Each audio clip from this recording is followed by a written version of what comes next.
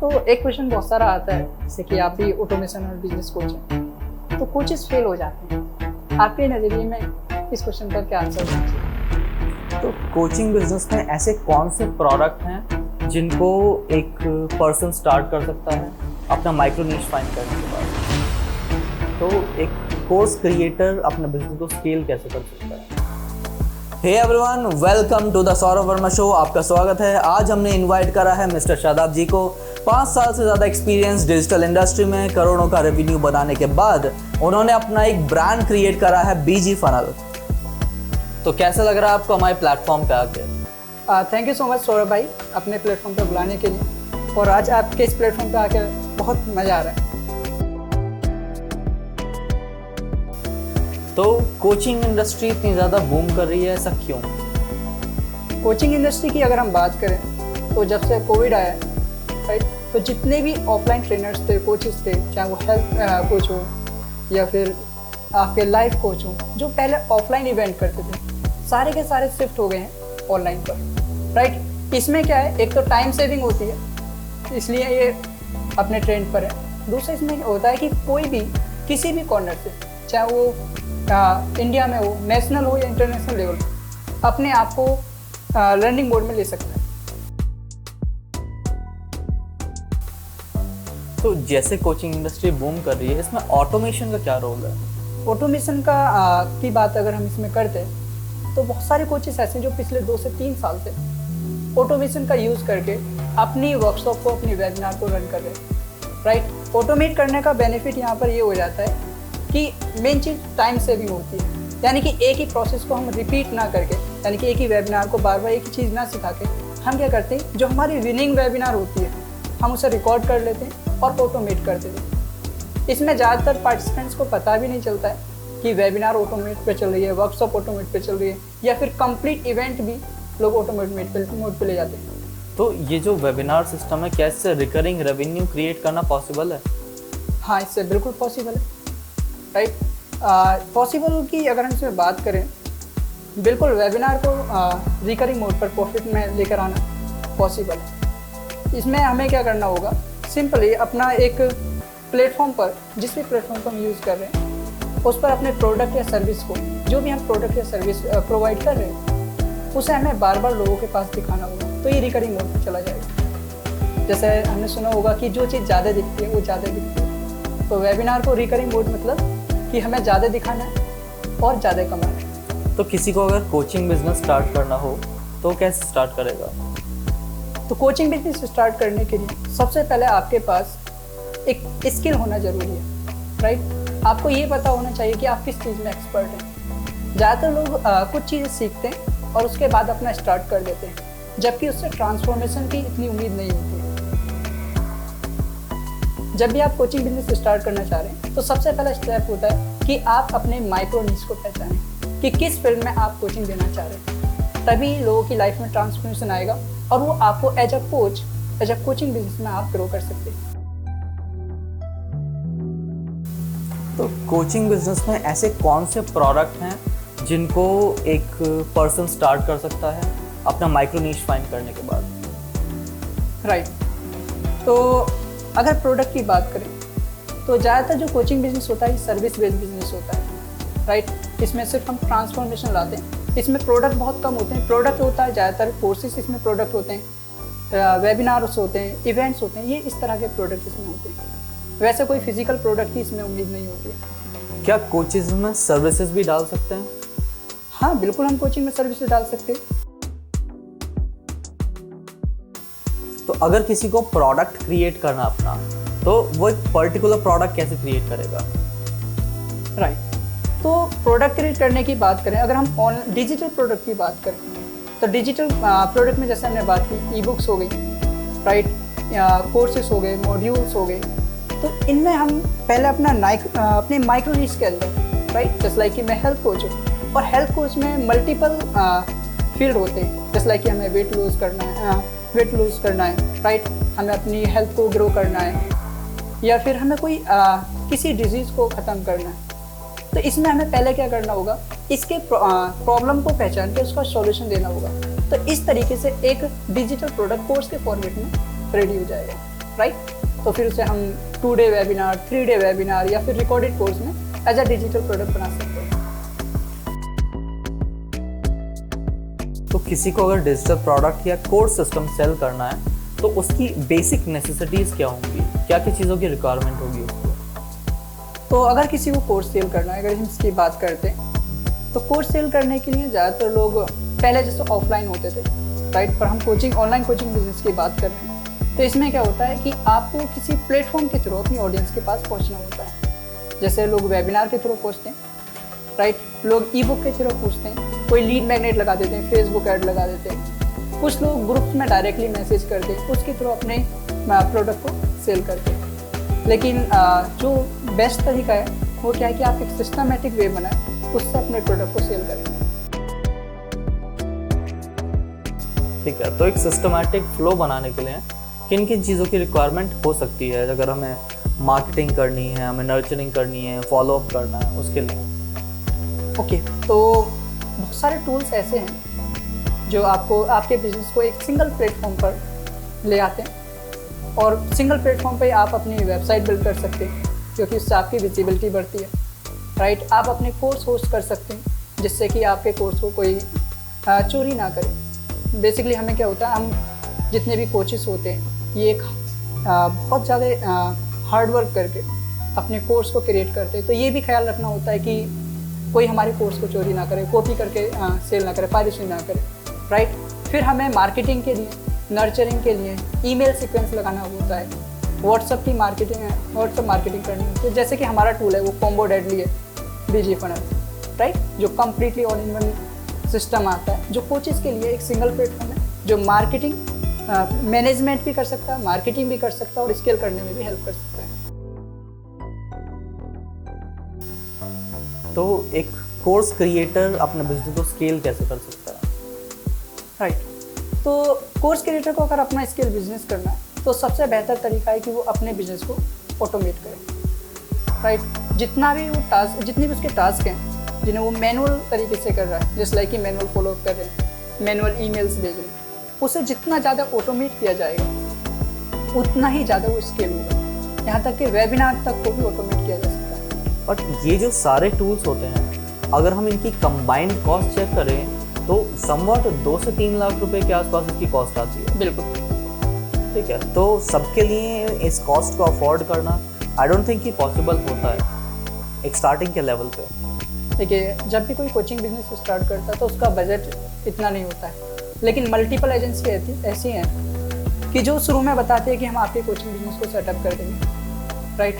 तो वो एक तरीके से लोगों को सिर्फ बेवकूफ़ बनाते हैं। वो कहते हैं कि हम 10,000 में, 20,000 में, 50,000 में आपके कोचिंग बिजनेस को सेटअप कर देंगे, लेकिन ऐसा नहीं होता है। उनका जितना भी फंड होता है जिससे वो अपने कोचिंग बिजनेस को स्टार्ट करना चाह रहे हैं वो सारा टूल्स में चला जाता है। तो इसका एक सॉल्यूशन यही होता है कि आप किसी कंबाइंड टूल पर जाएं। अगर आप थोड़े से टेकी हैं, नॉन टेकी भी हैं, तो भी कंबाइंड टूल जो होते हैं, जो ऑल इन वन टूल होते हैं, वो आपके बिजनेस को सिंपल वे में स्टार्ट करने में हेल्प कर सकते हैं। तो कौन सा टूल आप सजेस्ट करते हैं? बेसिकली मैं बीजी फनल का फाउंडर हूँ, तो मैं अपने सिस्टम को ही बताता हूँ जो हम ऑलरेडी बहुत सारे कोचेस को प्रोवाइड कर रहे हैं, लेकिन इसके अल्टरनेट सॉल्यूशन भी है, जैसे लाइक कि system.io है, राइट, टैगमैंगो इसका ऑप्शन हो गया, एक्सेल इसका ऑप्शन हो गया। बट मैं अपने आप को ही रिकमेंड करता हूँ क्योंकि मैंने उसे बिल्ड किया है। सीधी सी बात है, मैं बहुत सारे ट्रेनर्स के साथ, कोचेस के साथ उसे एक प्रैक्टिकल वे में देख चुका हूँ। तो जो एक all in one combo software है। तो आपके हिसाब से व्हाट्सएप ऑटोमेशन का क्या रोल है कोचिंग बिजनेस? व्हाट्सएप ऑटोमेशन का रोल है एक तरीके से लीड को नर्चर करना, राइट।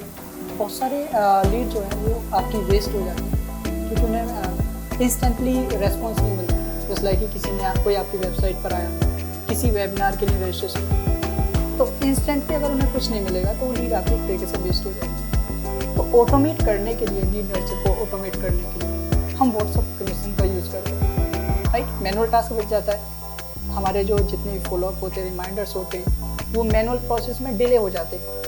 बट व्हाट्सएप ऑटोमेशन का अगर हम यूज़ करते हैं तो इसमें ये काम ऑटोमेट होता जाता है और हमारा टाइम सेव होता है। चैटबॉट का क्या रोल है इसमें? चैटबॉट का रोल ये है कि अगर आप अवेलेबल नहीं हो तो ये आपके लिए 24/7 काम करता है। सपोज करो कि कुछ फिक्स क्वेश्चन है जो एक क्लाइंट आपसे पूछता है, राइट, और वो क्वेश्चन मुझसे जब आप अवेलेबल नहीं होंगे तो आपका चैटबॉट आपकी जगह पर आपके क्लाइंट को, आपके कस्टमर को रेस्पॉन्स करेगा। तो आप इसके लिए लीड्स कैसे जनरेट करते हो? कोचिंग बिजनेस के लिए, जी, राइट। तो इसके लिए हम ऑर्गेनिक लीड भी जनरेट करते हैं जो हमारे कंटेंट क्रिएशन की हेल्प से होती है। इनऑर्गेनिक वे की अगर हम बात करें तो उसमें हम एड्स, मेटा एड्स और गूगल एड्स के थ्रू अपनी लीड जनरेट करते हैं। तो ये हमारा एक लीड जनरेशन का प्रोसेस होता है। तो पेड ऐड और या फिर ऑर्गेनिक, क्या ज़्यादा बेटर रहता है आपके हिसाब से? देखिए, अगर ऑर्गेनिक की बात करें तो ऑर्गेनिक में आपका एक ट्रस्ट बिल्ड होता है, राइट, एक अथॉरिटी बिल्ड होती है क्योंकि लोग आपको पहले से देख रहे होते हैं। पेड एड्स में क्या होता है कि एक नई ऑडियंस के पास आपका मैसेज जाता है, आपकी पोस्ट जाती है, आपका ऐड जाता है, तो उसमें से अगर आपको स्केल करना है तो आप इनऑर्गेनिक वे यानी कि पेड एड्स की तरफ जा सकते हैं। लेकिन अगर ट्रस्ट बढ़ाना है तो you have to move on organic. तो ये जो कोल्ड लीड हैं उनको वार्म करने के लिए क्या यूज़ करते हैं? अगर कोल्ड लीड को आपको वार्म बनाना है तो सबसे आसान तरीका है कि आप लीड को नर्चर करें। आप उन्हें ईमेल मार्केटिंग के थ्रू नर्चर कर सकते हैं, आप उन्हें व्हाट्सएप मार्केटिंग के थ्रू कर सकते हैं। इसमें सीक्वेंस आप लगा देते हैं ईमेल मार्केटिंग में या फिर व्हाट्सएप मार्केटिंग में ड्रिप लगा देते हैं, यानी कि इतने टाइम के बाद ये मैसेज अगर जाए तो हमारा सिस्टम जो है वो ऑटोमेशन बेस में आ जाएगा और हमारी लीड नर्चर होगी। और जितना ज़्यादा लीड नर्चर होगी उतना ही वो कोल्ड से वार्म की तरफ बढ़ेगी, और अगर ज़्यादा करेंगे तो वार्म से वो आपकी हॉट लीड यानी कि क्लाइंट में भी कन्वर्ट हो सकती है। तो अभी लोग CRM को भी तो यूज़ करते हैं नर्चर करने के लिए, तो कौन सा CRM आप मेनली प्रेफर करते हो? बेसिकली CRM नर्चर करने के लिए, मैनेजमेंट के लिए हम लोग यूज़ करते हैं, जिसमें हमारे क्लाइंट का डेटा मैनेजमेंट रहता है, मोबाइल नंबर हो गया, ईमेल्स हो गया, राइट। ये मैनेजमेंट करने के लिए हम CRM का यूज़ करते हैं, राइट। मल्टीपल CRM से, और हमारा जो टूल है उसके अंदर अपना बिजी फनल में खुद का CRM जो पूरे क्लाइंट के को मैनेज करता है, राइट। System.io में भी आपका है, और जो हो गया ये CRM के कुछ प्लेटफॉर्म है, लेकिन ये कुछ ज़्यादा कॉस्टली हैं, तो बिगिनर स्टेट में कुछ इसमें अफोर्ड नहीं कर पाए। बट अगर हमारे बिजी फनल की बात करें अफोर्डेबल प्राइस में रहता है, जिसमें इजीली CRM में कस्टमर की जर्नी को मैनेज किया जाता है। तो जो बीजी फनल है वो एक न्यू क्रिएटर या कोच के हिसाब से कितना ज़्यादा इजी टू यूज़ है या ऑप्टिमाइज्ड है? ये एक्सट्रीमली ईजी है, ऐसा नहीं कह सकते कि बहुत ज़्यादा टफ है। अगर कोई नॉन टेकी पर्सन भी है, मैं गारंटी के साथ कह रहा हूँ कि अगर कोई नॉन टेकी पर्सन भी है तो वो इसे इजीली ड्रैग एंड ड्रॉप करके अपने कोचिंग बिजनेस को इजीली सेटअप कर सकता है। तो इतना ईजी है।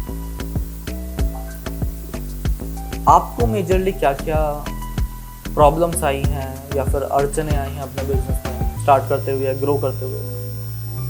तो जब भी कोई बिगिनर या डिजिटल जर्नी में आता है तो सबसे स्टार्टिंग में क्या होता है, अर्निंग कम होती है, राइट। वो सारे टास्क जो वो मैनुअल फॉर्मेट में कर रहा होता है, जैसे कि आपकी लैंग्वेज में रामू काका बन जाता है, राइट। जिसको तो किसी की ज़रूरत नहीं है, जिससे किसी की ज़रूरत नहीं है, सारे काम खुद ही कर रहा है। तो जब इस जर्नी में कोई भी आता है तो उसे सारे काम मैनुअल करना है, तो गलत होगा।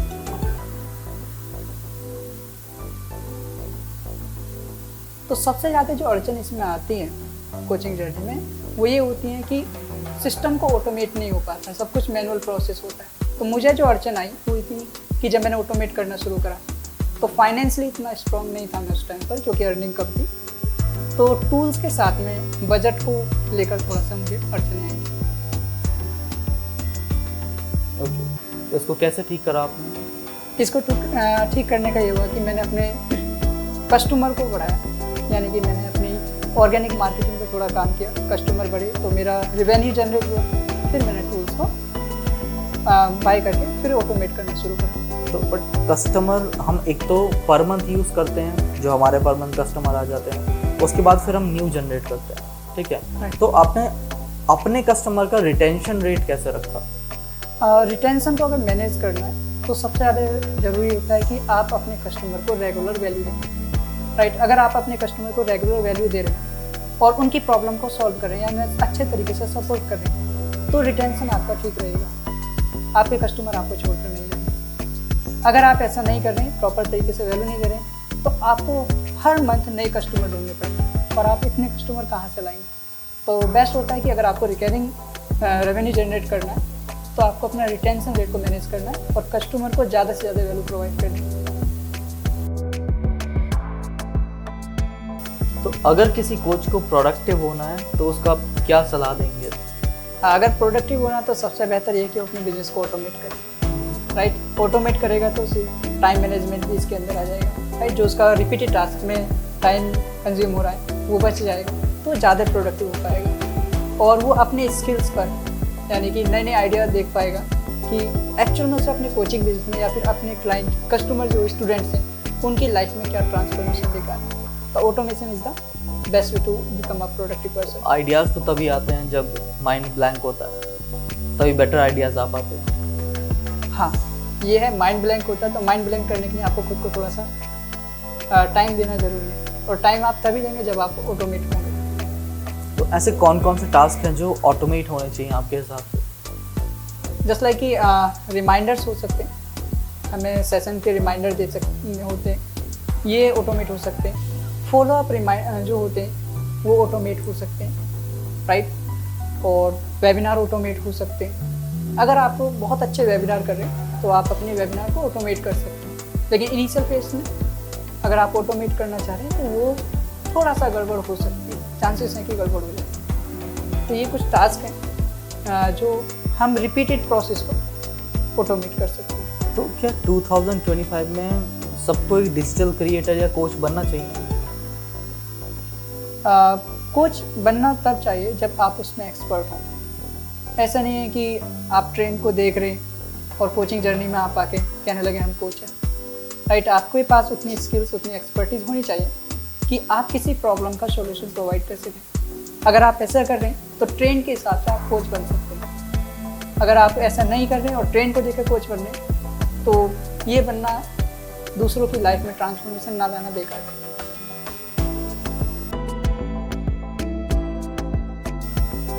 एक डिजिटल कोच की कितनी नॉर्मली इनकम हो सकती है? अगर मिनिमम बात करें तो 50,000 कम से कम होती है, राइट। अगर कोई भी कोच है तो 50,000 कम से कम होती है और ज़्यादा से ज़्यादा आप इसे देखें एक average coach up to 5 lakh तक कमाता है। एक एवरेज कोच? हाँ, डिजिटल कोच। डिजिटल कोच, ठीक है। और जो लोग 5 लाख से ज़्यादा कमा रहे हैं वो किस कैटेगरी में आते हैं?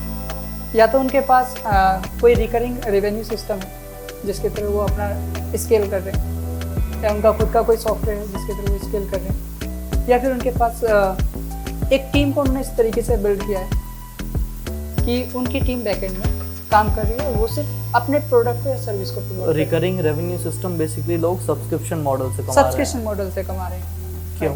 कंपाउंडिंग की वजह से? हाँ, कंपाउंडिंग होता है इसमें और इसमें रेफरल भी होता है। रिकरिंग एफिलिएट कर सकते हैं। एफिलिएट कर सकते हैं, ये इसका बेस्ट पॉइंट होता है जिसकी वजह से लोग 5 लाख से ऊपर के 10 लाख और CR तक पहुंच जाते हैं। कंपाउंडिंग कैसे वर्क करता है रिकरिंग रेवेन्यू? कंपाउंडिंग की अगर हम इसमें बात करें तो कंपाउंडिंग की जैसे हमारा सब्सक्रिप्शन मॉडल है, तो सब्सक्रिप्शन मॉडल में आपने मुझे रेफ़र किया, राइट, मैं किसी और को रेफ़र करूँगा तो ये रेफरल बेस यानी कि एफिलिएट बेस पे चला जाता है, तो कंपाउंडिंग उससे होती है। ऐसा कौन सा प्रोडक्ट है जिससे रेफरल इनकम या रेवेन्यू सोर्स क्रिएट करना पॉसिबल है जो बेस्ट हो आपके अकॉर्डिंग? तो अभी जितने सॉफ्टवेयर टूल्स चल रहे हैं, राइट, तो जैसे कि हम लोग हैं, हमारा सॉफ्टवेयर है और कोई हमारे सॉफ्टवेयर को एफिलिएट करता है तो हम उसे अप टू 40% का रेफरल इनकम देते हैं, ठीक है। अगर वन टाइम लेना चाहता है तो अप टू 40 देते हैं, अगर उसे रिकरिंग मोड पे चाहिए तो उस परसेंटेज को हम थोड़ा कम कर देते हैं, राइट। सिमिलरली जस्ट लाइक कि आपने अपना सास सॉफ्टवेयर अभी बनाया है, राइट, ग्लैडबॉट एक्स, तो उसमें भी आपने अभी एफिलिएट रखा है, राइट। तो एक्चुअल में आप उसे ज़्यादा स्केल करना चाह रहे हैं, कंपाउंडिंग में लेके आना चाह रहे हैं, तो उससे क्या होगा? हमारे में फिर दोनों मॉडल है ना, सिर्फ एफिलिएट नहीं है, हम वाइट लेबल भी देते हैं लोगों को, आप अपने ब्रांड के साथ सेल कर सकते हो जितने यूज़र को आप चाहो, और एफिलिएट भी है। अगर आप एक रीसेलर ना बन के हमारे एफिलिएट ही करना चाहते हो तो भी उसका 40% आपको मिलता है। राइट। तो जैसे कि मुझे अभी तक आपके प्रोडक्ट के बारे में पता चला है, उस हिसाब से तो कि हमारा इंडिविजुअल के लिए भी, इंडिविजुअल भी कर सकता है, हाँ पर्सनल भी है, और कोई अगर एजेंसी ओनर चाहे तो वो भी आपके प्रोडक्ट को एफिलिएट कर सकता है।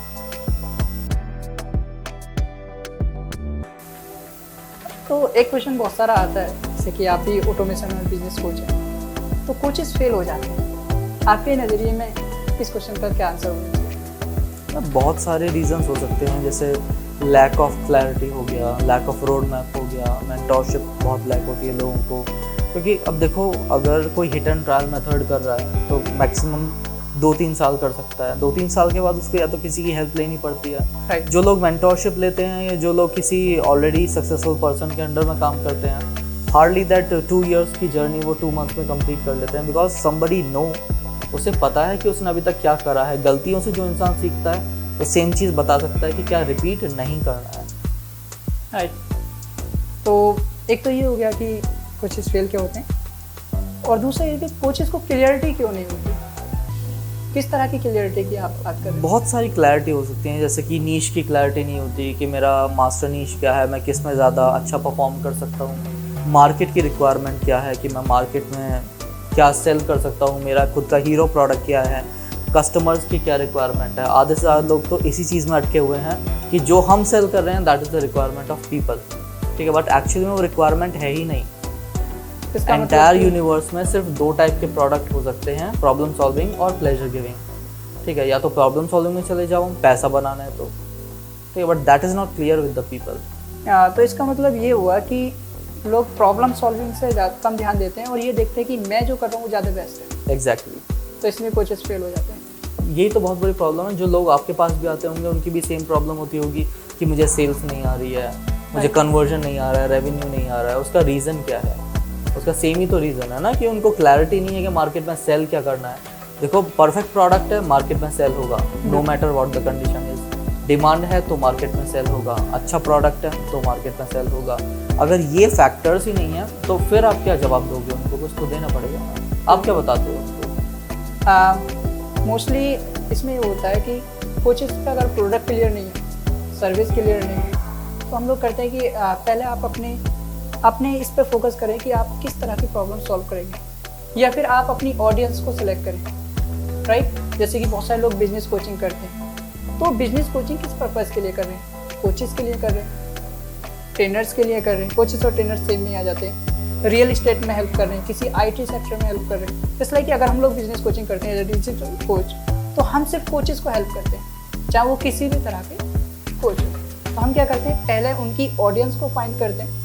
ऑडियंस जब उनकी फाइंड हो जाती है कि इस तरह की ऑडियंस के लिए इनका प्रोडक्ट बेटर होगा, तो उन्हें क्लियरिटी देने की कोशिश करें कि सिर्फ आप इनके लिए काम कीजिए, ऐसा नहीं कि आप सभी के लिए काम कर रहे हैं। ज़्यादातर कोचेस क्या करते हैं कि ये पर्सन भी मेरी ऑडियंस है, ये भी मेरे, सबको सेल करने की कोशिश करते हैं। राइट। वो सिर्फ सेलिंग कर रहे हैं, कोई ट्रांसफॉर्मेशन की वो बात नहीं कर रहे हैं, ना ही वो किसी पर्टिकुलर पर्सन को ढूंढ रहे हैं। एक्चुअली वो अपना, मेरे ख्याल से क्लाइंट पर्सोना ढंग से नहीं देख पा रहे।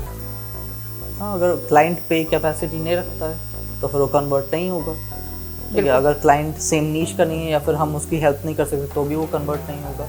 ड्रीम आउटकम क्लियर ही नहीं होता लोगों के पास, ये सबसे बड़ी वजह होती है। और ड्रीम आउटकम क्लियर हो जाए तो आई थिंक प्रोडक्ट सेल करने में आई डोंट थिंक कि कोई प्रॉब्लम होगी किसी को भी, क्योंकि हम और आप क्यों ही प्रोडक्ट परचेज़ करते हैं। अब ऐसा तो नहीं है कि ये प्रोडक्ट है इसलिए हमने परचेज़ कर लिया, हम इसलिए करते हैं ना क्योंकि हमें बेनिफिट होगा, कुछ तो एंड रिजल्ट होगा। बिल्कुल। अब सेम शूज़ मार्केट में 600 रुपीज़ के मिलते हैं, शोरूम्स पे 15,000 के मिलते हैं, बट ऐसा क्यों? अब क्यों लगता है कि लोग 16,000 रुपीज़ पे करते हैं?